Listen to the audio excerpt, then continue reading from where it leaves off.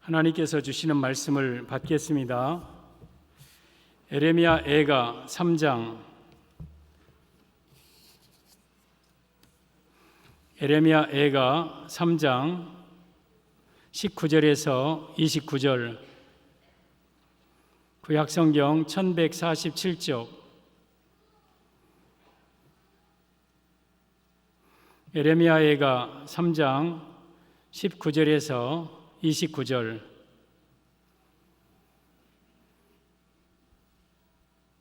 한 목소리로 말씀 받습니다. 19절 시작.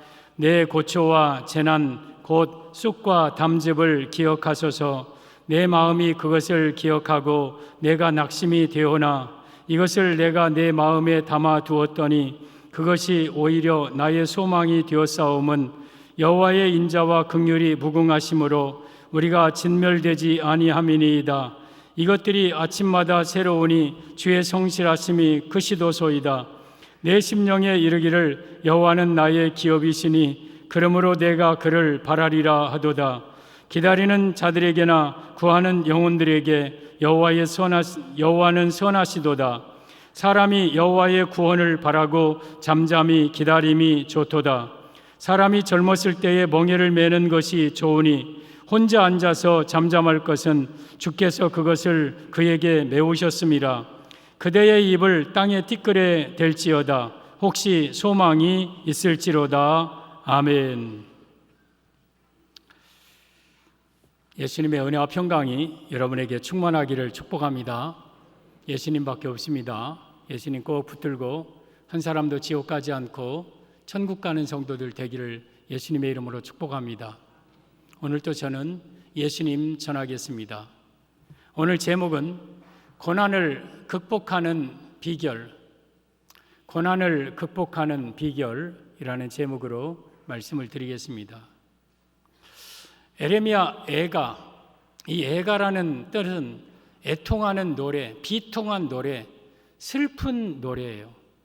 에레미야를 통해서 지금 슬픈 노래를 부르고 있는 거예요. 근데 이 에레미야의 슬픈 노래는 사실 하나님의 슬픔이고 하나님의 아픔입니다. 이 에레미야 애가가 쓰여질 당시가 주전 586년, 그러니까 남왕국 유다 예루살렘이 바벨론에 의해서 멸망하던 때에 쓰여졌습니다. 그 화려했던 예루살렘 성이 다 성벽이 무너지고 성문이 다 불타고 벽돌이 다 헐어지고 성전이 다 불타고 사람들이 다 포로로 끌려가고 죽임당하고 재산과 모든 것들을 다 탈취당하고 이런 상황에서 애통하는 노래를 쓰는 거예요. 그러면서 에레미야의 눈에 내 눈에 눈물이 시내처럼 흐르도다. 내 눈에 눈물이 마르지 아니하며 여호와께서 우리를 굽어 살피실 때까지 에레미야의 눈에 눈물이 시내처럼 흘렀다. 그리고 창자가 끊어지고 또한 간이 땅에 쏟아질 만큼 애통함을 가지고 부른 노래가 이 에레미야의 애가입니다. 이 에레미야의 눈물은 바로 고통당하는 이스라엘을 향하신 하나님의 눈물이셨습니다. 오늘 이스라엘의 상황을 19절에 네 가지 단어로 대별해서 말씀을 하고 있는데 19절 보면 내 고초와 재난 곧 쑥과 담즙을 기억하소서. 고초, 재난, 쑥, 담즙, 이것이 당시 이스라엘의 상황이었습니다. 이런 상황 속에 있는 이스라엘 백성들이었습니다. 어쩌면 오늘날도 이러한 시대와 여러분 다름이 없는 그러한 시대의 모습을 우리가 살고 있습니다. 전 세계적으로 수많은 재난들이 있고 또한 국가적으로도 개인적으로도 때로는 재난과 고초와 같은 그러한 나에게도 고난이 올 수 있고 또 때로는 고난 속에 살고 있는 우리의 모습입니다. 그러면 이런 고난을 우리가 어떻게 극복할 것인가? 이 고난 속에서 우리가 죽고 끝나는 게 아니라 이 고난을 극복해야 되는데 우리가 어떻게 이 고난을 극복할 것인가? 오늘 고난을 극복하는 비결을 본문을 통해서 우리 하나님은 여러분에게 말씀하고 있습니다. 저는 여러분들이 모든 재난과 고난, 쑥과 담즙의 상황을 극복하시기를 바랍니다. 그리고 때로는 앞으로 살다 오면 내게 있어서 찾아오는 이런 고난의 아픔들도 다 넉넉하게 극복하는 성도들 되기를 바랍니다. 오늘 제목은 고난을 극복하는 비결입니다. 본문을 통해서 고난을 극복하는 세 가지 비결을 말씀을 드리겠습니다. 고난을 극복하는 비결, 첫째, 여호와의 인자와 긍휼이 무궁하심을 기억해야 합니다. 여호와의 인자와 긍휼하심이 무궁하다는 것을 기억해라. 22절, 여호와의 인자와 긍휼이 무궁하심으로 우리가 진멸되지 아니함이니이다. 이 말씀의 의미는 고난 중에도 우리 하나님은 그 속에서도 나를 사랑한다는 것을 잊지 말고 기억해야 함을 의미합니다. 사랑하는 성도 여러분, 고난을 극복하는 비결은요, 이런 고난 속에서도 하나님은 나를 향한 인자와 긍휼이 그 무궁하시도다. 나를 향한 하나님의 사랑은 변함이 없다. 이 고난 속에서도 하나님은 나를 붙들고 계신다. 이 고난 속에서도 하나님은 나를 사랑하시고 나를 진멸하지 아니하신다. 이걸 붙들고 살아가는 거예요. 사랑하는 성도 여러분, 여러분에게 어려움이 있고 힘든 일을 당해도요, 하나님의 여러분을 향한 사랑은 변함이 없어요. 나를 여전히 인자와 긍휼로 우리를 붙들고 계신 분이 바로 하나님이셔. 이걸 꼭 붙잡아야 됩니다. 우리가 어려움 당하고 고난 당하면 하나님이 나를 버리셨느니, 하나님이 나를 잊었느니, 하나님이 나를 이제는 끝났느니, 그게 아니라 내가 이렇게 힘들고 어렵지만 그럼에도 불구하고 하나님의 인자와 긍휼하심은 무궁하다. 나를 향한 하나님의 사랑은 변함이 없다. 이걸 믿어야 된다는 거. 이것이 고난을 극복하는 첫 번째 비결입니다. 성도 여러분, 어려움 중에도 하나님은 여러분들을 사랑하십니다. 고난 속에 있는 여러분들도 하나님은 사랑의 성도들입니다. 그리고 여러분들을 하나님은 진멸하지 않으십니다. 오늘 19절 보면 내 고초와 재난 곧 쑥과 담즙을 기억하소서 하면서 20절 내 마음이 그것을 기억하고 내가 낙심이 되오나, 우리 마음이 고초와 재난과 쑥과 담즙을 생각하면 내 마음이 낙심이 돼요. 내가 어떻게 살지? 이런 환경을 내가 어떻게 이겨내지? 이런 재난과 쑥과 담즙과 고초를 보면 내 마음은 낙심돼요. 그러나 그러지 말고 21절에 이것을 내가 내 마음에 담아 두었더니 그것이 오히려 나의 소망이 되었사오면, 내가 쑥과 재난과 고초와 담즙을 내 마음에 담는 게 아니라 이런 상황 속에서 내가 이것을 담아야 돼요. 이것을 내가 담았더니 그것이 나에게 있어서 소망이 되었다. 이것이 뭐냐? 22절 여호와의 인자와 긍휼이 무궁하심으로 우리가 진멸되지 아니함이니이다. 23절 이것들이 아침마다 새로우니 주의 성실하심이 크시도소이다. 비록 내가 재난과 쑥과 담즙과 고초의 삶을 살고 있지만 여호와의 인자하심과 긍휼함이 무궁하고 나를 진멸하지 않는다는 이 마음을 내가 마음속에 품었더니 내 마음속에 소망이 넣고 아침마다 새 힘이 돋고 성실하심이 위대하시고. 성도들, 우리는 살아가는 동안 내 삶 속에 고난과 아픔과 쑥과 담즙을 담으면 낙심이 됩니다. 그러나 그 속에서 여호와의 인자하심과 긍휼하심이 무궁하시고 나를 진멸하지 않는다는 하나님의 사랑을 붙잡을 때에 그 속에서도 우리는 소망이 생기고 힘을 얻을 수 있는 겁니다.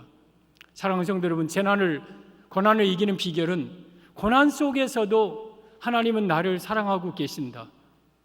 그 고난 속에서도 나를 버리지 않고 계신다. 이걸 붙잡아야 됩니다. 이사야 54장 6절 이하에 보면 여호와께서 너를 부르시되 마치 버림을 받아 마음에 근심하는 아내 곧 어릴 때의 아내가 되었다가 버림을 받은 자에게 함과 같이 하실 것이라. 여러분, 이 이스라엘 상황이고 우리 성도의 모습인데, 마치 어렸을 때에 남편을 만나서 결혼해가지고 어렸을 때 소시 때에 버림받은 여인, 그러니까 어려서부터 쫓겨난 여인, 그래서 홀로 과부되어서 사는 그러한 여인, 이 여인, 세상에 다 버림받고 남편에게 버림받는 그런 여인과 같이 내가 너희들에게 하는데, 그런 속에서 하나님은 우리에게 주시는 말씀이 8절입니다. 7절 보면 내가 잠시 너를 버렸으나 큰 긍휼로 너를 모을 것이요 내가 넘치는 진노로 내 얼굴을 내게서 잠시 가렸으나 영원한 자비로 너를 긍휼히 여기시리라. 내 구속자 여호와께서 말씀하셨느니라. 여러분, 우리 하나님은 때로는 우리를 잠시 버린 것 같이 느껴질 때가 있어요. 그리고 때로는 잠시 넘치는 진노로 하나님의 얼굴을 내게서 가리고 이 고난 속에서 나를 버린 것 같고 나를 돌아보지 않는 것처럼 느껴질 때가 있어요. 그러나 그것은 잠시예요. 그리고 그럼에도 불구하고 우리를 그 속에서도 긍휼과 인자로 붙들고 계셔요. 그러면서 이제는 내가 너를 큰 긍휼로 모을 것이고 내가 잠시 내게서 내 얼굴을 가리웠으나 영원한 자비로 너를 긍휼히 여기리라. 내 구속자 여호와께서 말씀하셨다. 여러분, 우리 하나님은 때로는 우리가 잠시 버림받은 것 같고 잠시 고통당한 것 같지만 하나님은 여러분들을 다시 큰 긍휼로 모으시고 넘치는 자비로 우리를 붙잡아 주시는 거예요. 그래서 시편 30편 5절의 말씀처럼 나의 주의 노여움은 잠깐이요 그 은총은 평생이로다. 내가 저녁에는 울음으로 기숙할지라도 아침에는 기쁨이 오리로다. 주께서 나의 슬픔을 변하여 춤이 되게 하시고 나의 베옷을 벗기고 기쁨으로 띠띠우셨나이다. 비록 내가 지금 저녁에 울음으로 기숙하고 지금 비록 소시되었다 버릴 때와 같은 그러한 과부의 모습으로 애통함을 당하고 고통당하지만 하나님은 다시 나를 일으켜 주실 것이다. 하나님은 다시 나를 붙잡아 주실 것이다. 영원한 자비와 큰 긍휼로 나를 붙잡아 주실 것이다. 이 마음을 잊지 말고 붙잡고 살기를 바랍니다. 이것이 고난을 극복하는 비결이에요. 고난이 온다고 하나님도 여러분을 버리지 않아요. 고난이 왔다고 하나님은 여러분을 잊지 않으신다는 거예요. 그 속에서도 큰 긍휼과 하나님의 넘치는 자비로 여러분들을 붙들고 계신다는 거예요. 누가복음 8장에 세상에서 가장 비참한 사람 중에 한 사람이 나옵니다. 거라사 지방에 무덤 사이에서 귀신 들려 소리 지르는 그러한 사람이었습니다. 무덤 사이에서 쇠고랑에 쳐서 쇠고랑 끊고 소리 지르고 자기 몸을 막 찢고 옷을 다 벗고 사람들 지나가면 막 협박하고 막 큰 소리를 지르고 그 사람은 다 버리면 사회도 버리고 그게 부모도 버렸고 모든 사람이 다 그를 버렸고 그를 잊은 사람. 그런데 예수님께서 하루는 얘들아 배를 타고 저 바다로 건너가자 하면서 큰 풍랑을 뚫고 거라사 지방에 갑니다. 그 귀신 들린 자를 찾아가는 거예요. 그랬더니 그 귀신 들린 자가 멀리서 예수님을 보고 달려와서 엎드려서 절하면서 지극히 높으신 하나님의 아들 예수여, 내 때가 아직 이르지 아니하였나이다. 나를 괴롭게 하려고 오셨나이까? 그러므로 하나님께 맹세하고 나를 더 이상 괴롭게 하지 마소서. 그때에 우리 예수님께서 귀신아 그에게서 나와서 들어가지 말라 하면서 그 속에 있는 2,000마리 군대 귀신을 쫓아주시고 그 사람이 옷을 입고 바르게 예수님 앞에 앉는 모습으로 변화시킵니다. 이것이 거라사 귀신 들린 그러한 사람의 모습이었습니다. 여러분, 이 거라사 귀신 들린 사람은 사람들에게 다 버림받았고 누구 하나 그 사람을 기억해 주는 사람이 없었지만 예수님은 그럼에도 불구하고 그를 찾아가 주셔서 그를 건져주시고 그를 살려주신 거예요. 이 모습이 바로 우리의 모습이에요. 우리가 죄 가운데 때로는 환난과 어려운 가운데서 사람들이 다 나를 버린 것 같고 죽을 수밖에 없는 죄인이고 그럼에도 불구하고 그 속에서도 우리 하나님은 우리의 인자와 긍휼을 무궁하시도록 우리를 내려주시는 거예요. 하나님은 고난 속에 있는 여러분들을 붙들고 계십니다. 어려움 속에 있는 여러분들을 붙잡고 계십니다. 창세기 37장의 요셉의 모습을 보십시오.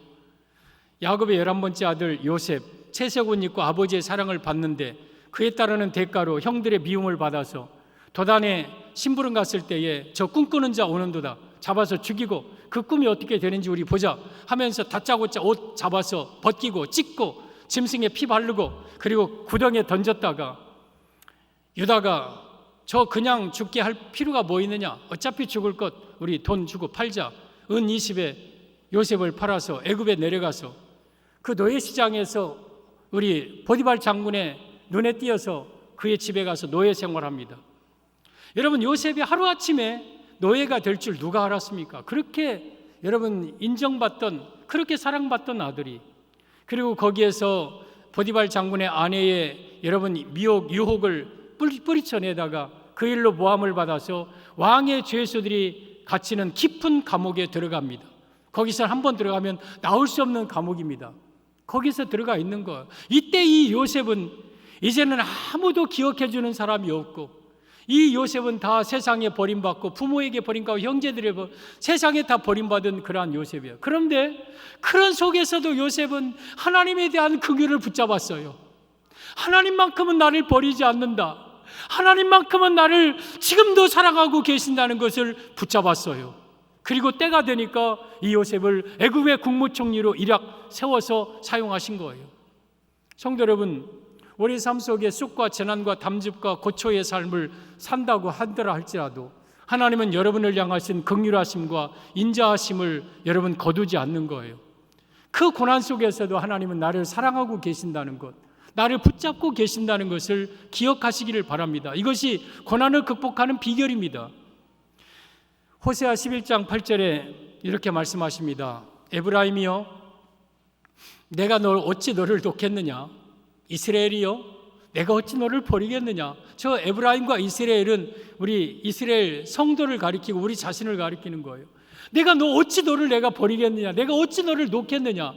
그러면서 내가 어찌 너를 아드마같이 놓겠느냐? 어찌 너를 내가 스보임같이 두겠느냐? 아드마와 스보임은 가나안 땅에 있는 한 성읍, 시딤 골장에 있는 하나의 작은 성읍들이에요. 성읍, 버려진 성읍. 내가 아드마는 버려도, 스보임은 버려도 에브라임이여 이스라엘이여, 내가 어찌 너를 놓겠으며 내가 어찌 너를 버리겠느냐?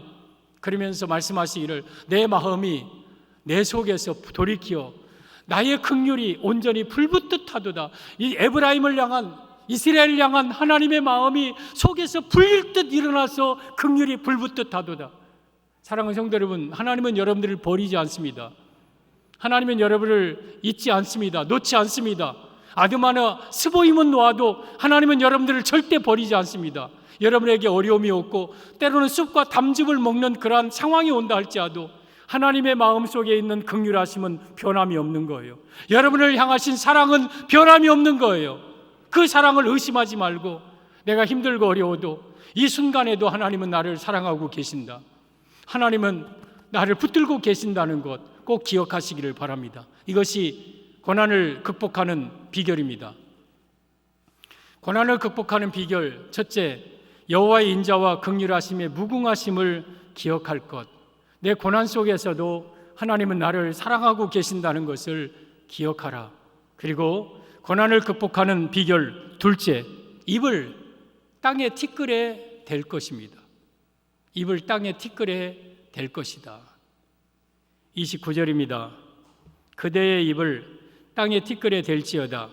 혹시 소망이 있을지로다. 그대는 쑥과 담즙을 먹는 이스라엘을 가리킵니다. 고난 속에 있는 이스라엘이여, 너희들의 입을 땅에 티끌에 대라. 혹시 소망이 있을 것이다. 그러면 입을 땅에 티끌에 댄다, 이게 무슨 말입니까? 엎드려서 회개함을 의미합니다. 엎드려서 회개한다. 그래서 재난을 극복하는 비결 둘째는 재난을 만날 때, 고난당할 때에 엎드려서 회개하는 겁니다. 엎드려서 회개하는 거예요. 여러분, 입을 땅에 티끌에 댄다는 것은 티끌과 나는 같은 존재입니다. 나는 티끌과 같은 존재입니다, 그 뜻이에요. 사실 우리 인간은 티끌이에요. 욥기 4장 18절에 오면 하나님은 그의 종들을 그대로 믿지 아니하시고 천사라도 미련하다 하시나니 하물며 흙집에 살며 티끌로 털을 삼고 하루살이 앞에서라도 무너질 자이겠느냐? 우리 인생은요, 흙집에 사는 자들이에요. 이 몸뚱아리, 이건 흙집이에요, 흙집. 그리고 내가 티끌로 털을 삼는 거예요. 티끌과 같은 존재예요. 원래 우리는 티끌로 만들어진 존재예요. 그리고 하루살이 앞에서도 무너질 자예요. 그러니까 우리가 고난을 만나면 여러분, 자고하고 방자하고 교만했고 오만했던 것들을 다 버리고, 하나님, 나는 티끌과 같은 존재입니다. 나는 티끌과 같은 존재입니다. 엎드리라는 거예요. 그리고 이 입에 티끌을 대라는 것은 회개를 뜻하는 거예요. 이스라엘이 회개의 표현 중에 베옷을 입거나 옷을 찢거나 머리털을 뜯거나 밀거나 아니면 재에 앉거나 티끌을 뒤집어 쓰거나, 이게 회개의 표현이에요. 그러니까 이 말씀의 의미는 너희들이 재난당할 때에 해결할 방법은 하나님 앞에 엎드려서 회개해야 되는 것이다. 회개하라. 이것이 바로 재난을 이기는 비결이라는 거예요. 여러분, 19절에 내 고초와 재난 곧 쑥과 담즙을 기억하소서. 이 고초와 재난과 쑥과 담즙은 우연히 생긴 게 아니에요. 지금 이것은 은유적으로 바벨론이 쳐들어와서 예루살렘을 완전히 황폐하는 사건을 표현한 거예요. 그러면 여기에 이 바벨론이 쳐들어온 것, 자기 마음대로 쳐들어와서 이스라엘을 이렇게 함락시킬 수 있습니까? 이게 우연입니까? 바벨론이 하는 일입니까? 천만의 말씀이에요. 이건 바벨론이 하는 것 같지만 바벨론이 하는 게 아니라 하나님께서 바벨론을 통해서 이스라엘에게 쑥과 담즙을 먹이는 거예요. 하나님이 하시는 거, 하나님이 하시는 거. 우리 28절에도 오면 27절, 사람이 젊었을 때 멍에를 메는 것이 좋으니 혼자 앉아서 잠잠할 것은 주께서 그것을 메우셨습니다. 이 멍에 내 삶을 짓누르고 있는, 내 삶 속에 고통스러운 이 멍에, 이 고통은 혼자 앉아서 잠잠해라. 왜? 주께서 그것을 너에게 메우셨기 때문이다. 주님이 하시는 일이다. 주님이 하시는. 따라서 여러분에게 찾아오는 모든 고난은 우연이 아니요, 어떤 사람이 여러분을 나쁜 감정으로 여러분을 죽이려고 하는 게 아니라 이 모든 것은 다 하나님이 하시는 거예요. 하나님이 하시는 거예요. 에레미야가 3장 10절 이하에 바로 위를 보면 말씀하겠습니다. 10절에 보면 그는 내게 대하여 엎드려 기다리는 곰과 은밀한 곳에 있는 사자 같으나, 하나님은 이스라엘을 향하여서 엎드려 있는 사자와 은밀한 곳에 숨어 있는 곰이래요. 왜냐하면 11절 나의 길들로 치우치게 하시며 내 몸을 찢으시며 나를 적막하게 하셨도다. 이스라엘을 찢으시려고, 이스라엘을 치우쳤다는 것은 밀끌어뜨리고 그리고 적막한 대로 광야로 내어놓고 고통 주려고 하셨다. 12절 화를 당겨 나를 화살의 관역으로 삼으시며 화살통의 화살들로 내 허리를 맞추셨도다. 하나님의 화를 당겨서 이스라엘을 관역으로 삼으셨대요. 관역. 그래서 하나님의 화살로 이스라엘을 쏘아서 허리를 맞추고, 때로는 여러분 다리를 맞추고, 때로는 어깨를 찢고 허리를 찢고, 하나님의 화살이 이스라엘을 향하여서 묻 날아오는 이스라엘을 하나님의 관역으로 삼으셨다는 거예요. 하나님이 그렇게 하시는 거예요. 이건 사람이 하는 게 아니에요. 바벨론이 한 게 아니고 애굽이 한 게 아니에요. 하나님이 하시는 거예요. 14절 나는 내 모든 백성에게 조롱거리 곧 종일토록 그들의 노랫거리가 되었도다. 나를 쓴 것들로 배불리시고 쑥으로 취하게 하셨으며 조약돌로 내 이들을 꺾으시고 재로 나를 덮으셨도다. 하나님께서 화살로 나를 쏘시더니 나를 쓴 재를 먹이시고 죽을 쓴 고초를 당하게 하시고 조약돌로 내 이빨을 다 깨서 부시고 그리고 나를 재로 덮어버리고, 다 하나님이 하시는 일이다. 그리고 17절 주께서 내 심령이 평강에서 멀리 떠나게 하시니 내가 복을 내어버렸으며 스스로 이르기를 나의 힘과 여호와께 대한 내 소망이 끊어졌다 하였도다. 주께서 이 모든 일을 하셨다. 그러면 여기에 소망이 있는 거예요. 고난 속에서도 소망이 있는 이유가 여기 있는 거예요. 왜냐하면 나에게 찾아오는 모든 고통은 원수 마귀가 하는 게 아니고 바벨론이 하는 게 아니고 애굽이 하는 게 아니고 나의 사랑하는 주께서 하시는 일이기 때문에, 그럼에도 불구하고 나를 사랑하시는 내 아버지께서 하시는 일이기 때문에 소망이 있는 거예요. 그리고 하나님께서 이 일을 하셨기에 해답은 하나님께 있는 거예요. 그래서 내가 내 모든 죄악을 고백하면서 내 입을 틱탕에 티끌에 대고 내가 잘못했다고, 티끌과 같은 나를 용서해달라고, 나를 용서해달라고 하나님 앞에 엎드리는 거예요. 이것이 바로 고난을 극복하는 비결입니다. 사랑하는 성도 여러분, 고난이 올 때 여러분들이 해결하려고 바벨론 찾아가서 목매이고 사정하고 하지 말고 엎드리세요. 그리고 여러분의 입을 땅에 티끌에 대세요. 나는 티끌과 같은 존재입니다. 나를 용서하옵소서, 용서하옵소서 하고 엎드리세요. 이것이 바로 고난을 극복하는 비결이에요. 이걸 하지 않고 어떤 방법으로든지 안 되는 거예요. 죄 가운데, 불순종 가운데 찾아온 고난이기 때문에 그 죄와 불순종의 문제를 하나님 앞에 해결하면 나의 삶의 문제는 저절로 해결되는 거예요. 바벨론은 저절로 물러가게 돼 있는 거예요. 그래서 고난을 극복하는 비결은 내 입을 땅에 티끌에 대는 겁니다. 마태복음 23장에 37절에 우리 예수님께서 장차 무너질 예루살렘 성전을 향하여서 그렇게 고백합니다. 우리 하나님은, 예수님은 탄식합니다. 예루살렘아, 예루살렘아, 선지자들을 죽이고 내게 파송된 자들을 돌로 치려 하는 자요, 암탉이 자기 새끼를 모음같이 내가 너희를 모으려 하던 일이 몇 번이더냐. 그러나 너희가 원하지 아니하였도다. 보라, 너희 집이 황폐하여 버린 바 되리라. 지금 이 예루살렘 장차 70년 디도에 의해서 무너질 예루살렘 성을 보면서 예수님이 탄식하는 거예요. 예루살렘아, 예루살렘아, 내가 선지자들을 부지런히 보냈고 내가 너에게 부지런히 말했어도 마치 암탉이 새끼를 품듯이 내가 너희를 얼마나 많이 품으려 했는데 너희가 원하지 아니하였도다. 보라, 너희 집이 황폐하여 버린 바 되리라. 그러면서 그 이후로 40년 후에 예루살렘 성은 돌 하나도 돌 위에 놓이지 아니하고 완전히 다 분해되고 나라를 2000년 동안 잃어버리게 된 거예요. 그 하나님의 품는 그 회개, 그들을 하나님께서 안으려고 하는 그 품을 거절했기 때문에 그래요. 그러면서 38절에 말씀하십니다. 이제부터 너희는 주의 이름으로 오시는 이여 할 때까지 나를 보지 못하리라. 이제는 끝났다. 이제는 끝났다.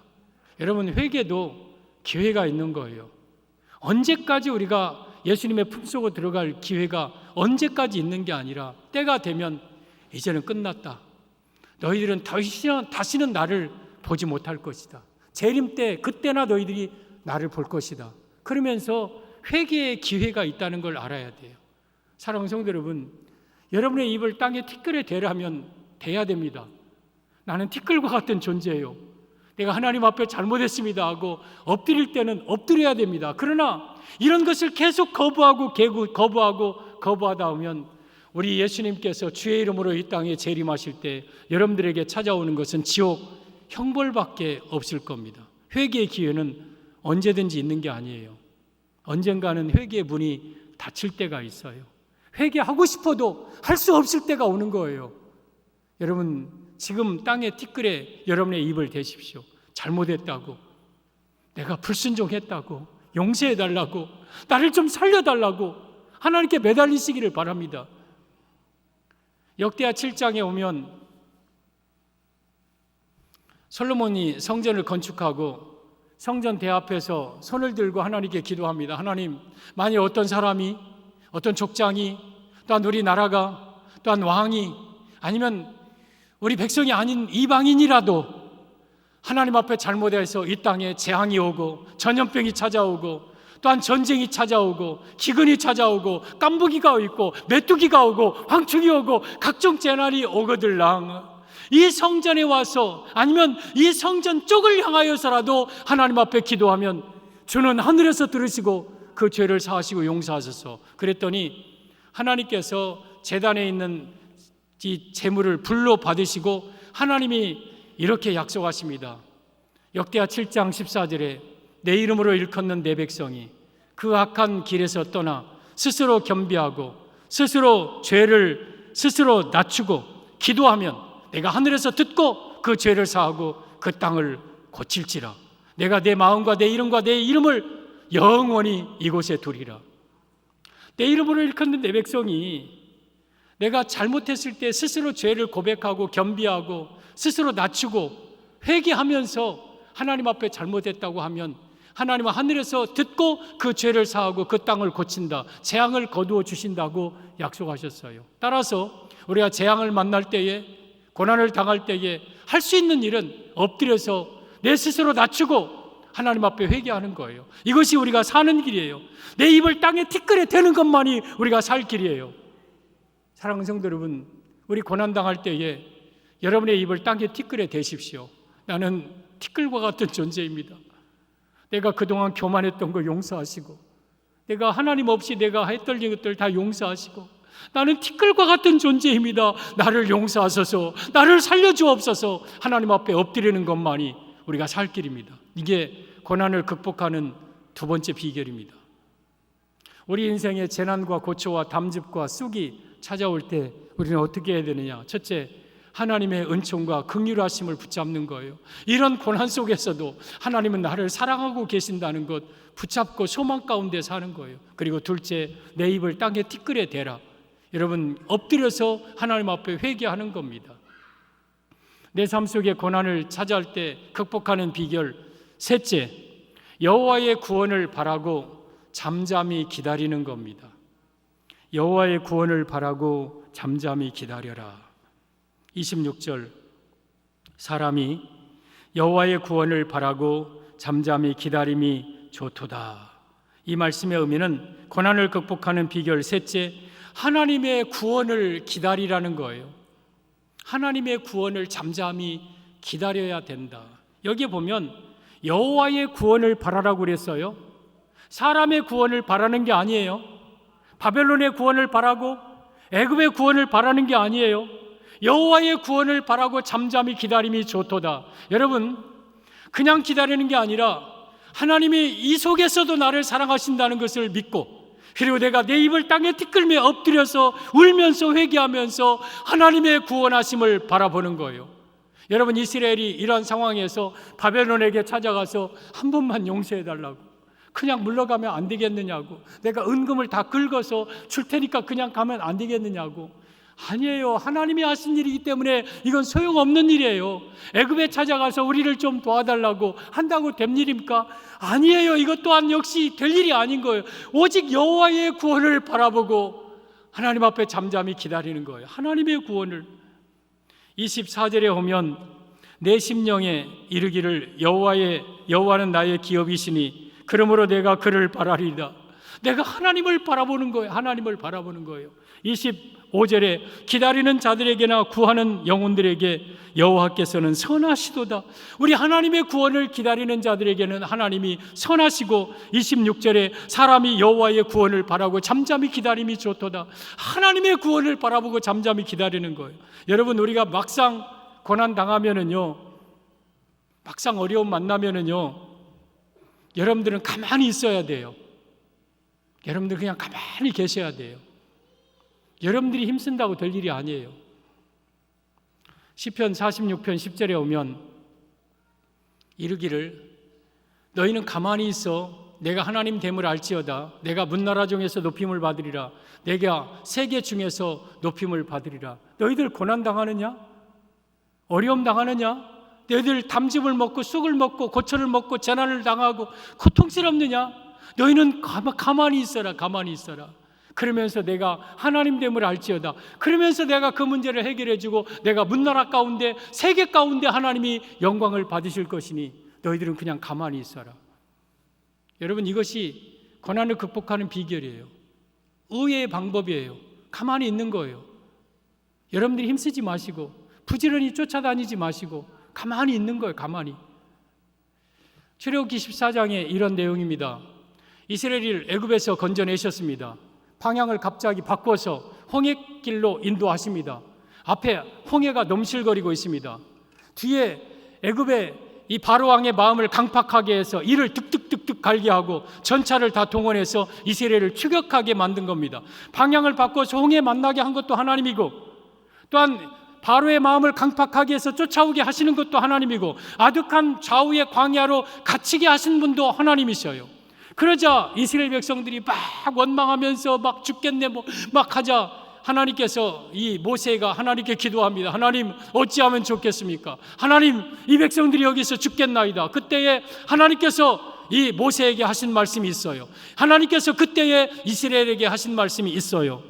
출애굽기 14장 13절에 너희는 두려워하지 말고 가만히 서서 여호와께서 오늘 너희를 위하여 행하시는 이 큰 구원을 보라. 너희가 오늘 본 애굽 사람을 다시는 영원히 보지 아니하리니 너희는 여호와께서 이 전쟁에서 여호와께서 너희를 싸우실 것이니 너희는 가만히 있을지어다. 너희들 가만히 있어. 너 움직이지 마. 사실 움직일 것도 없지. 앞에 홍해 있고 뒤에 애굽의 전차 부대 있는데 뭘 할 일이 뭐 있겠습니까? 이런 상황에서 그냥 가만히 있는 거예요. 이 전쟁에서는 너희가 싸울 것이 없다. 여호와께서 너희를 위하여 싸울 것이니 너희는 두려워하지 말고 가만히 있어라. 이것이 고난을 극복하는 비결이에요. 여러분들, 우리가 어려움 당하면은요, 여러분들이 막 바삐 움직이려고 하지 마십시오. 그냥 그 어려움 속에서 가만히 있으십시오. 그냥 가만히 있으십시오. 그러면 하나님이 일하셔요. 근데 내가 일하고 내가 찾아다니고 내 방법 쓰고 하면 그냥 더 가중되는 거예요. 더 담즙만 마시고 사는 거예요. 그냥 가만히 있는 거예요. 그러면 하나님이 일하셔요. 하나님이 일하셔요. 요한복음 8장에 오면 가늠하다 현장에 잡힌 여인의 이야기가 나오는데요. 예수님이 예루살렘 성전에 이른 아침에 가셔서 말씀을 전하고 계신데 한 무리가 시끄럽게 왁자지껄 하면서 저 문을 활짝 열어 제끼고 한 여인을 끌고 예수님 앞에 오는데 그 여인은 가늠하다가 현장에 잡힌 여인이에요. 율법에는 이런 여인을 돌로 치라 했어요. 근데 그 사람들의 손에 다 돌을 들고 살기가 등등하여서 예수님께 질문합니다. 선생이요, 이 여자가 가늠하다 현장에 잡혔나이다. 율법은 이런 여자를 돌로 치라 했는데 선생은 뭐라고 하겠나이까? 그냥 자기네들이 돌로 치면 돼요. 근데 예수님 앞에 온 것은 예수님을 올무에 집어넣으려고, 쳐라 그러면 당신이 말하고 있는 그 사랑의 정신과 위배되고, 치지 말라 그러면 당신은 율법을 정면으로 어긴 자가 되고. 그때 예수님께서 그들의 마음을 아시고 너희 중에 죄 없는 자가 먼저 돌로 쳐라 그러면서 구부려서 땅에다가 뭘 쓰고 계셨어요. 뭘 쓰셨을까? 이건 우리가 궁금해할 필요가 없는 거예요. 이때 그 여인의 이름을 썼는지 그냥 뭔가 쓰셨어요. 그리고 이제 그 말을 하고 하니까 이 사람들이 양심의 가책을 느낍니다. 나도 저 여인을 향하여서 돌 던질 만한 깨끗한 사람이 아니지. 나도 가늠했지. 나도 죄인이지. 그러면서 한 사람 한 사람 돌을 내려놓고 다 떠납니다. 그때 예수님께서 일어나셔서 그 여인에게 여자여, 너를 정죄하던 자들이 어디 있느냐? 너를 고발하던 자들이 어디 있느냐? 그러자 이 여인이 일어나서 보니까 아무도 없어요. 주여, 없나이다. 그때 예수님께서 나도 너를 정죄하지 아니하노니 가서 다시는 죄를 범하지 말아라 하면서 그 여인을 살려주는 내용이 요한복음 8장에 나와요. 여러분, 이 여인의 모습은 우리 모습인데요. 우리는 죄로 인해서 죽을 수밖에 없는, 지옥 갈 수밖에 없는 우리 인생이에요. 그때에 이 여인이 끌려오면서 그 사람들에게 액을 복걸한다고 될 일입니까? 한 번만 살려주세요. 한 번만, 내 잘못했어요. 아니, 한 번만 나를 살려주면 내가 다시는 이런 죄 안 짓게요. 그런다고 그 사람들이 용서합니까? 이 여인은 용서받을 길이 없는 거예요. 모든 것을 다 처분을 주께 바라고 예수님 바라보고 그 앞에 잠잠히 있었어요. 그랬더니 예수님께서 하셔서 그를 용서해 주고 그를 구원해 주셨어요. 우리 삶 속에 찾아오는 수많은 재난도 마찬가지예요. 여러분 재난과 고난들을 하나님이 하셨는데 그것을 여러분들이 이길 수 있으리라고 생각합니까? 이 전염병, 이 세계적인 재앙들, 또한 국가적인 재앙, 가정에 찾아오는 여러 가지 아픔들, 여러분들이 그걸 이길 수 있으리라고 생각합니까? 그걸 사람의 방법으로 막을 수 있다고 생각합니까? 천만의 말씀이에요. 이때 그냥 하나님의 구원을 바라보고 잠잠히 그 자리에 있는 거예요. 그냥 있는 게 아니라 이 속에서도 하나님의 인자와 긍휼하심이 무궁하시다다. 나는 이 고난 속에서도 하나님은 나를 붙들고 계신다. 나를 사랑하고 계신다. 그리고 엎드려서 입에 땅에 티끌을 대면서 주님, 나는 죄인입니다. 나를 살려주옵소서 엎드리고 가만히 있으면 우리 하나님은 때가 되면 여러분들을 구원하십니다. 이스라엘 상황이 바벨론의 포로로 끌려갔습니다. 성이 다 회파되고 성문은 다 불타고 이제는 거기에는 비천한 자들만 남아있고 완전히 고향도 다 잃어버렸습니다. 그리고 바벨론의 포로로 끌려갔습니다. 그러면서 그들이 바벨론에서 강변에서 소금을 버드나무에 걸어놓고 그 성전을 그리워하면서 눈물 짓고 있을 때에 어느 날 갑자기 고레스 왕이 바벨론이 멸망하고 페르시아라는 나라가 차지한 후에 고레스라는 사람이 왕이 되더니 고레스 원년 1년에 너희 가운데 히브리 사람들은 다 너희 고향으로 돌아가라, 가서 성전을 건축하라 하면서 조서를 써주고 살림감독 아삽에게 조서 써주고 제목을 주고 또한 일할 수 있는 사람들을 보내줘요. 이게 꿈이야 생시야. 근데 이것이 여러분 하나님이 하신 일이었어요. 에스라 1장 1절에 보면 하나님께서는 고레스의 마음을 감동시키사 그래서 이스라엘 백성들을 돌아가게 하신 거예요. 때가 되니까 여호와의 구원이 있잖아요. 가만히 있으니까 하나님이 그 상황을 건져주셨잖아요. 하나님이 하시는 일이잖아요. 그러면서 그들이 예루살렘으로 돌아올 때 쓴 찬송의 내용이 시편 126편의 1절의 내용입니다. 보면 여호와께서 시온의 포로를 돌리실 때에 우리는 꿈꾸는 것 같았도다. 그때 우리 입에는 웃음이 가득하고 우리 혀에는 찬양이 찼었도다. 문나라 가운데서 말하기를 여호와께서 그들을 위하여 큰 일을 베푸셨도다. 여호와께서 우리를 위하여 대사를 행하셨으니 우리는 기쁘도다 하면서 춤추면서 꿈꾸는 것 같은 감격으로 예루살렘에 돌아옵니다. 그래서 스룹바벨을 통해서 성전이 세워집니다. 여러분, 이거 생각이나 했던 일입니까? 전혀 상상도 못할, 이제는 우리는 끝났다, 이스라엘이라는 나라는 없어졌다, 끝났다 하고 있을 때에 하나님은 때가 되니까 이스라엘을 다시 그 포로에서 건져내셨잖아요. 이게 다 하나님이 하신 일이잖아요. 잠잠히 하나님의 구원을 바라보고 잠잠히 있으니까 때가 되니까 하나님이 고난을 끝나게 하셨잖아요. 여러분에게 찾아오는 고난, 속 담즙, 그것은 계속 우리가 죽을 때까지 먹는 게 아니에요. 우리 하나님이 여러분을 죽을 때까지 쓸개짐 마시게 하면서 고통당하게 하시는 분 아니에요. 그 고난은 끝날 때가 있어요. 그러나 그냥 끝나는 게 아니라 하나님의 인자와 긍휼하심을 그 속에서도 붙잡고 입에 땅에 티끌을 대면서 회개하면서 나를 죽을 죄인이라고 엎드려 있을 때에 때가 되면 하나님은 여러분에게 구원을 베풀어 주실 겁니다. 그래서 여러분의 상황을 변화시켜 주시고 축복의 길로 인도하실 겁니다. 이 은혜가 여러분에게 임하기를 예수님의 이름으로 축복합니다.